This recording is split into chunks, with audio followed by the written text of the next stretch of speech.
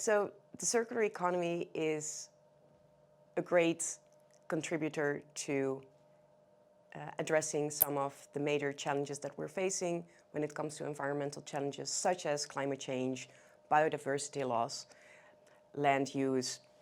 And why is that? Because, well, many of us right now are more and more hearing about climate change and how we have to bring our greenhouse gas emissions down.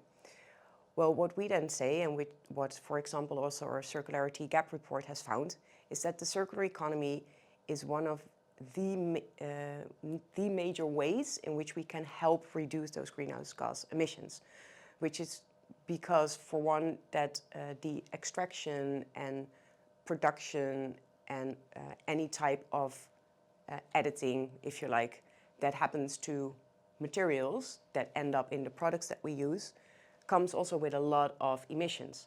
So if we're smarter in the way we use those materials, so either extract less materials, make sure we use them longer, so we can produce less, that means that thereby we will also reduce the emissions that are associated with the production of these materials.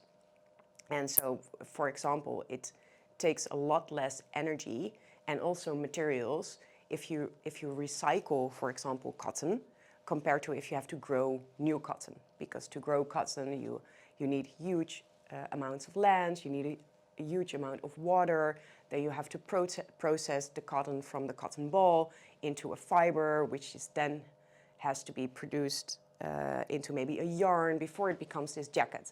So as you can imagine, then there's also a whole lot of steps, including energy and energy use related to that. So if we then make sure that whenever, well, first of all, a jacket is a jacket, that it can stay a jacket for a long time instead of producing a whole bunch of new jackets, that will already reduce the energy consumption needed to produce the jacket. But at the same time also, if we do eventually go into recycling, you need a lot less energy, water, any type of resource that you can imagine, than growing a whole new piece of cotton and all the land use again, the water to grow the cotton and everything. So that is one example of how the circular economy can address climate change, but then also in that sense, for example, the biodiversity loss, because to grow that, if we stick with the cotton example, to grow cotton you need a huge amount of land. So how can we prevent that we have to clear out more forests to grow more cotton? Especially in the case of textiles, because there are so many textiles already.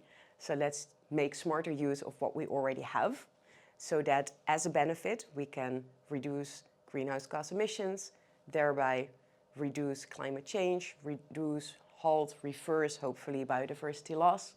And at the same time, we can all still be as happy as we can be with, I don't know, buying or sharing or wearing new products, because there's so much already out there that we can reuse. I think that is also, again, the beauty of the circular economy. It's not just about recycling or reusing what is already there. It's also about loving the things that we already have and taking care of the nature that is around us.